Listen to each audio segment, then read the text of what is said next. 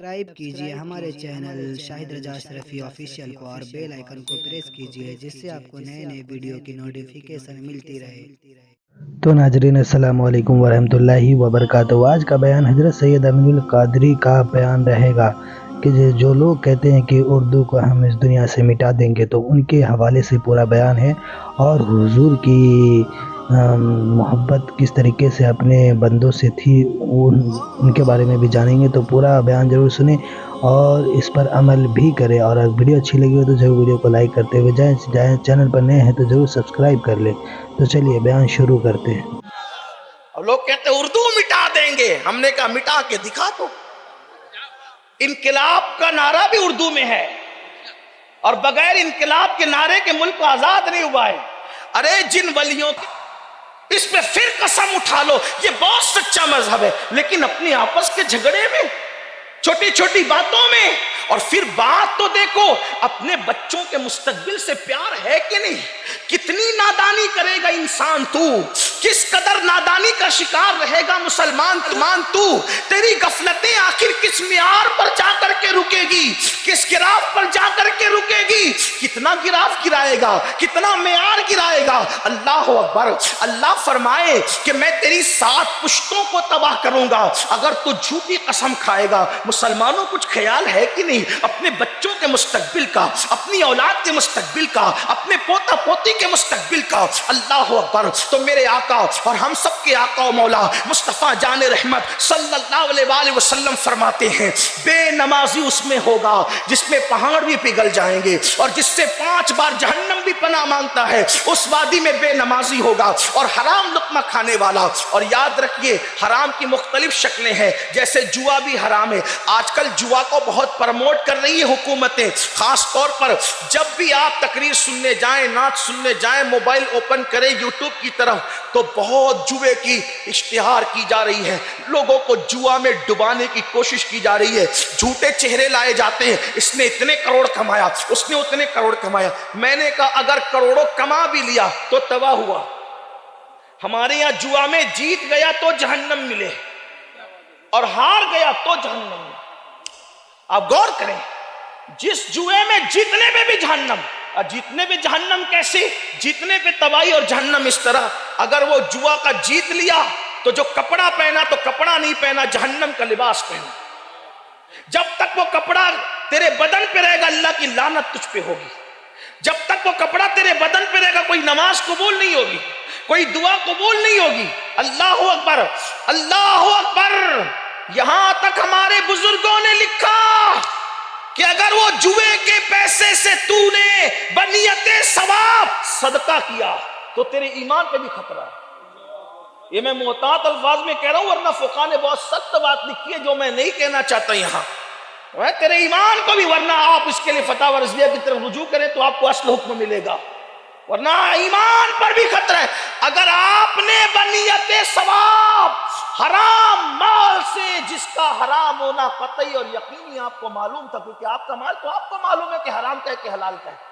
آج کل کچھ لوگ کہتے ہیں نہیں مولانا اس لیے حرام کما لیتے ہیں کہ کچھ بیواؤں کی پرورش ہمیں کرنی ہوتی ہے۔ ہم نے کہا بیواؤں کی پرورش کرنا تجھ پہ فرض نہیں ہے، حرام سے بچنا تجھ پہ فرض ہے۔ یہ کیا لوگوں نے طریقہ نکال لیا؟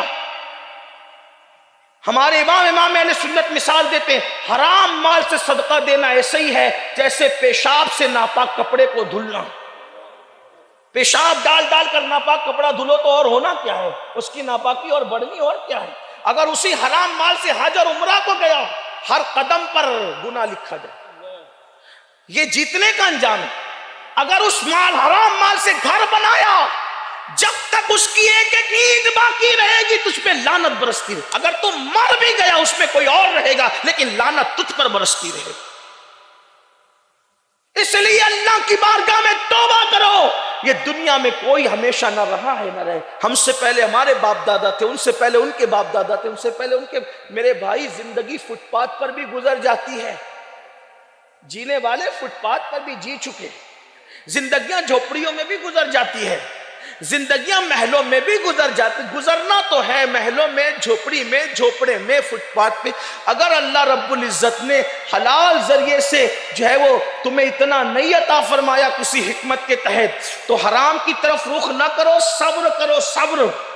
اس لیے کہ اگر اس پہ صبر کرو اور حلال کے لیے حلال راستے سے کوشش کرو، مالدار بننے کی کوشش کرو۔ یہ نہیں کہتا کہ ہاتھ میں ہاتھ دھر کے بیٹھ جاؤ، مالدار بنو، ہمارا مذہب مالدار بننے کی بات کرتا ہے، کیونکہ ہمارے آقا علیہ الصلوۃ والتسلیم کے فرمودات کی روشنی میں ہمارے بزرگوں نے یہ لکھ دیا ہے کہ غربت کبھی کبھی انسان کو کفر تک لے جاتی ہے۔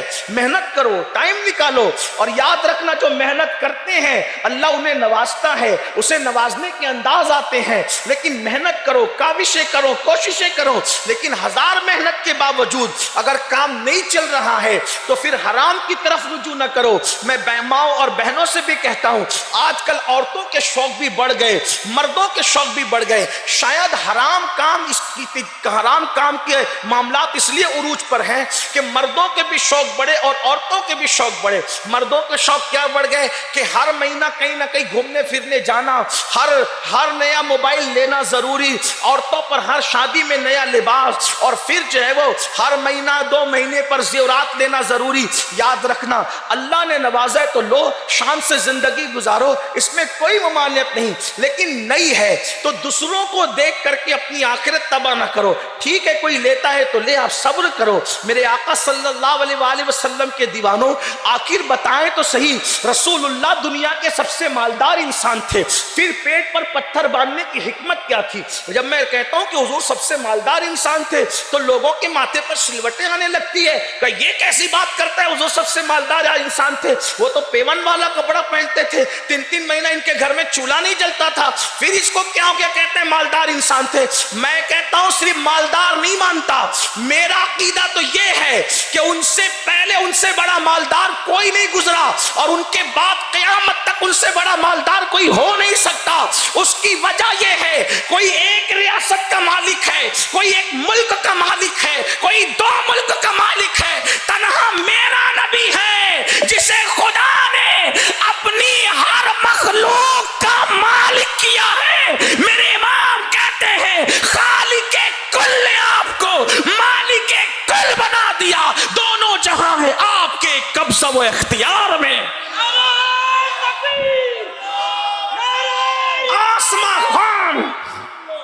آسماں خان، زمین خان، زمانہ مہمان، صاحب خانہ لقب کس کا ہے؟ تیرا تیرا، میں تو مالک ہی کہوں گا کہ وہ مالک کے حبیب یعنی محبوب و محب میں نہیں، میرا تیرا۔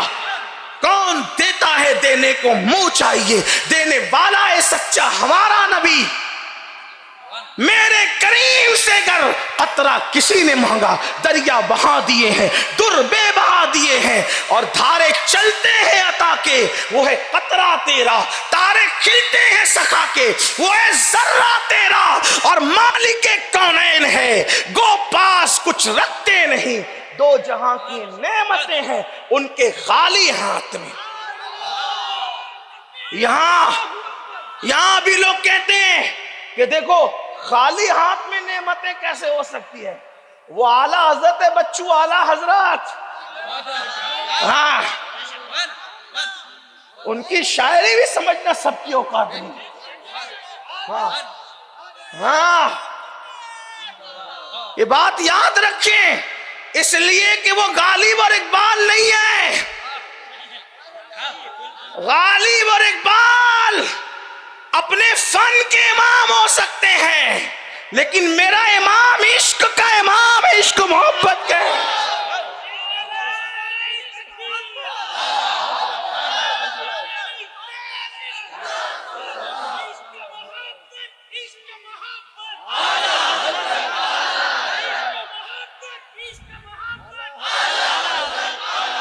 یہ خالی میں تھوڑا بات اس لیے کہ لوگ انٹرنیٹ پہ گھروں کے اندھورے میں بیٹھ کر سنتے ہیں تو کئی لوگوں کو تکلیف نہ ہو، اس لیے مجھے ان کا بھی خیال رہتا ہے۔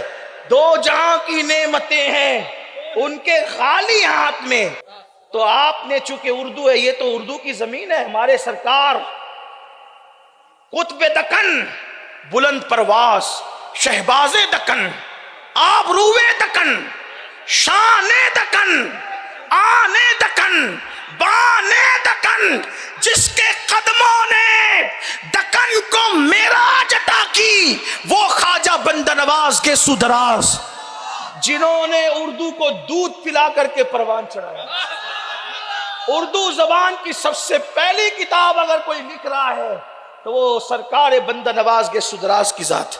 यहां उर्दू में बात करना कौन सा मुश्किल काम है? मैं तो लोगों को अपने ज़ौक़ के मुताबिक कहता हूं कि दक्कन में दूध पिलाया गया, दक्कन में दूध पिलाया गया और मखदूम सिमनानी जैसी शख्सियत की आगोश में पाला गया। हाँ, तब कहीं जाकर लखनऊ और दिल्ली के अंदर आलम शबाब उर्दू का नजर आया। और लोग कहते उर्दू मिटा देंगे, हमने कहा मिटा के दिखा दो। इनकलाब का नारा भी उर्दू में है और बगैर इनकलाब के नारे के मुल्क को आजाद नहीं हुआ है। अरे जिन वलियों के बैठे हुए ऊंटों को कोई उठा ना सका तो उनकी बनाई हुई उर्दू को कोई कैसे मिटा सकता है? इसलिए आप भी थोड़ा उर्दू के करीब आए। दो जहां की नेमतें हैं, उनके उनके उनके उनके खाली हाथ में, खाली हाथ का दो मतलब हो सकता है। एक खाली का मतलब होता है जिसमें कुछ ना हो, ये खाली है ना। और एक उर्दू का मुहावरा है खाली, क्या मतलब? कितने बंदे हैं वहां और खाली 5 बंदे बैठे हैं। कितने बंदे बैठे? खाली। जलसा हो गया तो क्या मैदान खाली हो गया, मतलब उसमें कुछ नहीं है। और बंदे 5, खाली 5 बैठे, मतलब क्या? सिर्फ 5, छठा कोई नहीं। बात समझ में आती? एक माना खाली का उसमें कुछ नहीं और एक माना खाली का 5 नहीं मेरे भाई, सिर्फ, ओनली, सिर्फ। खाली का एक मतलब क्या होता है? सिर्फ। क्या मतलब? आज तकरीर अलन शरीफ में मुकर्रिर खुसूसी की हैसियत से सिर्फ अमीर सुन्नी दावत इस्लामी करेंगे। मतलब उसको अगर कहा जाए तो कैसे कहेंगे? खाली अमीर सुन्नी दावत इस्लामी की तकरीर होगी आज, खुसूसी तकरीर। खाली क्या मतलब? सिर्फ। इतना समझाने में मैं कुछ कामयाब हो गया? हाँ, अब सुने। मालिके कौनैन है, गो पास कुछ रखते नहीं, दो जहां की नेमतें हैं उनके खाली हाथ में, यानी दो जहां की नेमतें किसी और के पास नहीं है, जिसके पास है वो सिर्फ और सिर्फ मोहम्मद रसूलुल्लाह की जात। दो जहां की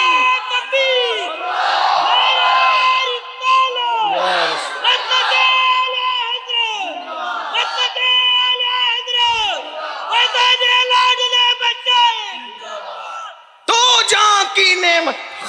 अब एक खाली का माना समझ में आया? खाली मतलब सिर्फ, ये भी माना है उसका। दो जहां की नेमतें हैं उनके खाली हाथ, सिर्फ उनके हाथ में। दो जहां की नेमतें हैं उनके खाली हाथ में। क्यों? इसलिए कि कौन देता है, देने को मुंह चाहिए, देने वाला है सच्चा हमारा नबी। तारे चलते हैं अता के, वो है कतरा तेरा, तारे खिलते हैं सखा के, वो है जर्रा तेरा। तो बात दूर निकल गई, अर्ज ये कर रहा था मेरे प्यारे आका सल्लल्लाहु अलैहि वसल्लम के प्यारे दीवानों, हराम से बचो, हलाल की तरफ मेहनत करो। और रसूलुल्लाह सल्लल्लाहु अलैहि वसल्लम अपने दौर के नहीं बल्कि हर दौर के के सबसे बड़े मालदार थे। लेकिन याद रखना, हुजूर के पास लाखों की आमदनी होती थी, सुबह आता था शाम तक सब जो है वो लुटा देते थे, सब तकसीम कर देते थे। और अपने पेट पे पत्थर इसलिए बांधा क्योंकि अगर पत्थर न बांधते तो हो सकता है कोई गरीब को कोई ताना देता कि तू तो रसूलुल्लाह के तरीक पे नहीं, तू भूखा मर रहा है, अल्लाह तुझसे नाराज है क्योंकि तेरे पेट पे पत्थर है, तू फाका कर रहा है,